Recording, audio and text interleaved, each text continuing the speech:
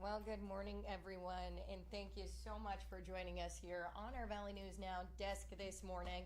Looking like we got a pretty beautiful day in store, but I don't mean to put a rain on your parade by any means. We do have a first alert weather day in our future. So, one more time, good morning, and thank you so much for joining me. My name is Alex Larson. So, like I was just saying, we do have a first alert weather day in our future. I'm going to run you through just a little bit of a sneak preview of what we're looking at, what we're going to be dealing with on our first alert weather day. Let me get my computer ready to pull this up for you here. I'm going to share my screen with you here. We're over on the Valley News Live not Facebook. This is our website homepage, excuse me. We're going to hop on over to the weather tab. Looks like meteorologist Lisa Green updating this for us. First alert, severe storm potential continues throughout the week. But it looks like right now in Fargo, we're sitting at 61 degrees, not bad. And it looks like we're going to hop on up to 86 degrees in the evening. Partly cloudy, mostly cloudy. 11-day planner here. You can see Friday is when our storm team has raised that first alert weather day for.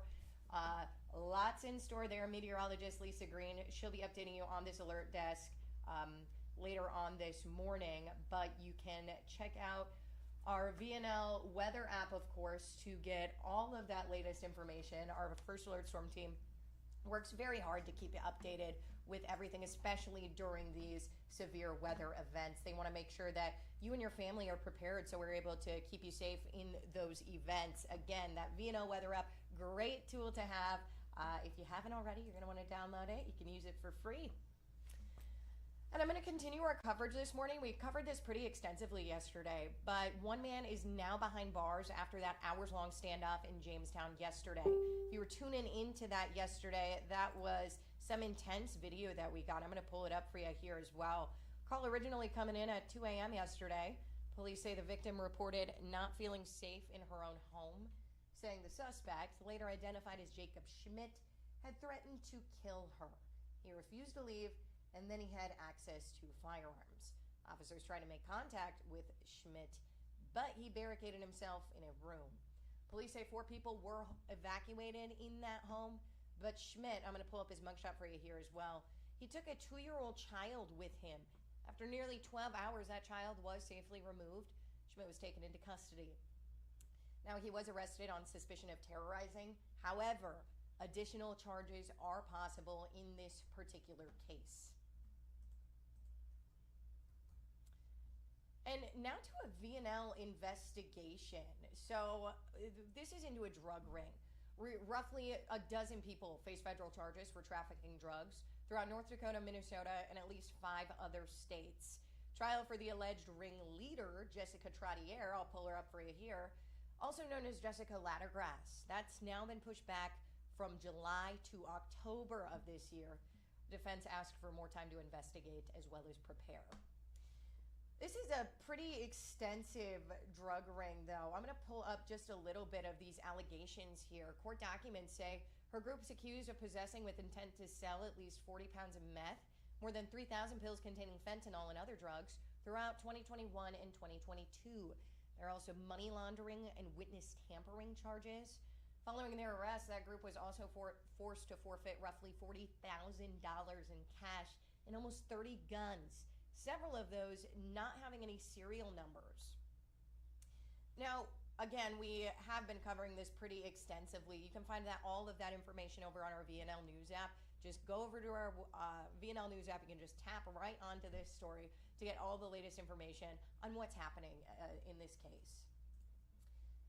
Meanwhile, up in Grand Forks, opening statements were made as the prosecution began their case in the trial of a Grand Forks man accused of murder. I'm going to pull up Nicholas Narveson for you here. He's accused of shooting and killing 53-year-old James Jorgensen last 4th of July. That was inside the Sledsters bar downtown. According to court records, that trial is expected to wrap Friday morning. We will be covering this trial for you all week. That'll be right here on Valley News Live. We'll be covering it for you on our alert desk here, as well as online and, of course, on air. And Brooklyn Park police are investigating after someone broke into the home of late Minnesota lawmaker Melissa Hortman and her husband, Mark. If you're familiar with this, this has been kind of taken the news scene by storm. A man, Vance Belter, killing Representative Melissa Hortman and her husband Mark, and also shooting another senator as well as his wife.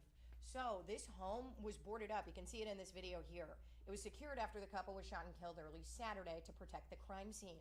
Police say family members removed items of value from the home on Tuesday, but yesterday morning, officers saw that someone had pried the plywood off a broken window, and then they went inside.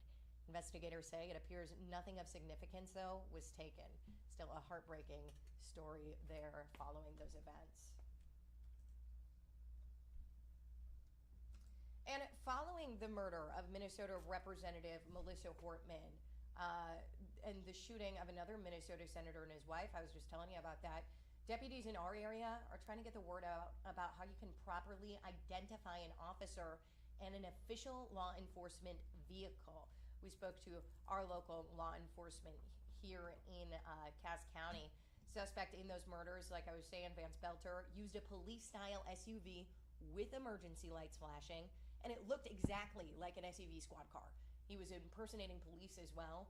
Authorities say that when it comes to marked vehicles, there will always be a decal on the side of it and the city or county that agency is within. For unmarked vehicles, for Cass County at least, there will at least be flashing red and blue lights.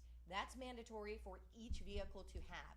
When it comes to confirming an officer or deputy is real, Johnner says there are multiple ways to confirm, like calling the dispatch center. We'll hear from Sheriff Jesse Johnner right here.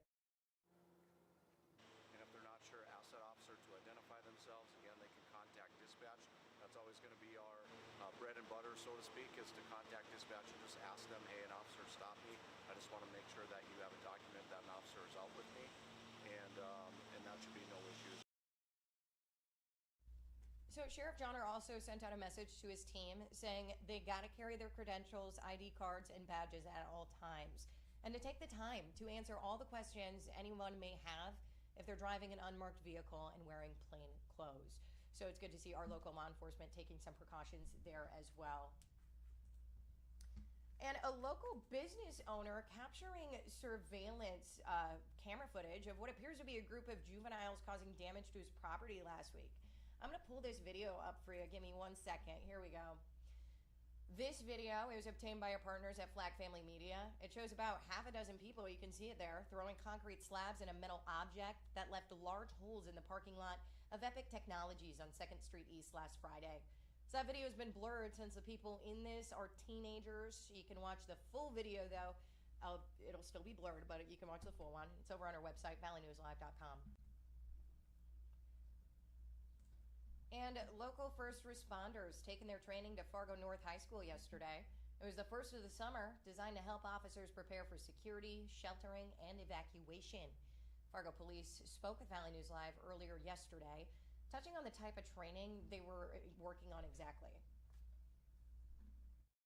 Working with EMS, the Fargo Fire Department, West Fargo Fire Department, and Moorhead Fire Department, as well as other area law enforcement agencies on active killer response or active assailant response protocols, tactics, techniques.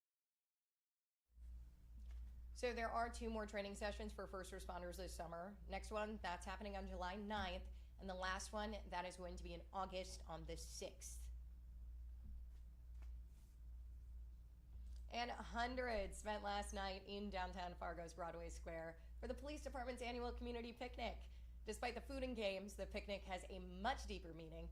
And Valley News team Sydney Zatz stopped by the picnic, and she's got the story for us here. We'll hear from Sydney now. For all ages, and one to mark a special milestone for the Fargo Police Department, 150 years of service. Wednesday's event was nothing short of a party. Most importantly, it was a chance for people like you at home to get to know the people who put our safety first every day. Definitely putting chips in the bank for us, right? So coming out and just making those connections when it isn't a bad day for them, and just showing them that we're humans just as like them and we like to have a good time. Maybe you've heard one meets officers on the worst day of their life. That's not the message Fargo Police want you to walk away with. There are so many more good days in between those bad days, and there's so much more good work that our officers do every day It just, it's not something that people hear about because it's good work. It's not, tragic, etc. But the feedback from our community and the support and, the respect that they feel about our officers and the job they do is of utmost importance for our department. As Mayor Tim Mahoney puts it, the picnic isn't just about police. It's about the community. It just keeps kind of growing a little bit every year, just what are people looking for and what can we address. Our comms team does a good idea of what do people want, what do they think would be the best things to do. But it's really getting these small booths where people can ask questions and mill around and visit. As for more ways on how you can engage with police this summer, watch out for them on trikes. If you come downtown, you'd see officers riding around on those. They're new to us this summer, so officers are having a blast on those. It's such a great tool for these confined spaces, and you'll be seeing a lot of them in downtown Fargo this year. And that was Cindy Zatz reporting there. Have you seen those strikes that the officers were mentioning there? They're pretty cool if you haven't seen them downtown. They can go pretty fast. So that was happening yesterday, but we do have a lot going on today because today is Juneteenth. So I do want to quickly tell you about the Juneteenth celebration in Moorhead. That's going to be at Concordia. So it'll be on the Bell Tower lawn. That's happening from 3 to 7 p.m. 4:30, they're having the Destiny Holiday Award presentation. 5, they're having the keynote by Fred Edwards Jr. And 5:30, they're having a panel discussion.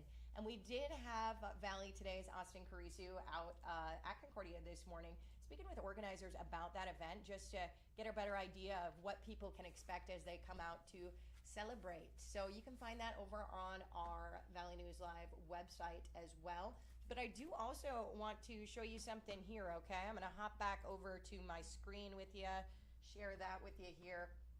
I'm going to head on over because North Dakota Today, Sophia Richards, she had a great interview with organizers of the Concordia Juneteenth celebration, but also they talked about the one that's happening in Fargo on Saturday as well. So if you got time to head on over to our website, give this a quick watch just to get a better idea of what you can expect as you head out to these celebrations on Juneteenth.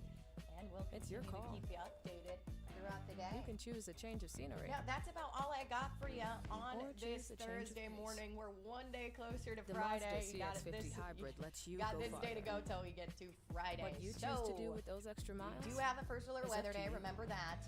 And our First Alert Storm team will continue to keep you prepared with everything you need to know. Good morning, everyone. As we do Welcome take back on that First in Alert North Weather Dakota Day today. Well, Juneteenth tomorrow. is this Thursday. Until and then, I Concordia am is going planning to on sign celebrating off, in a but I will big see you way. back here Fred Edwards Jr. tomorrow and as well Richard on Palley that are First joining us on Alert the Weather couch Day. to My name is share Alex all Larson. about the See you then. festivities going on this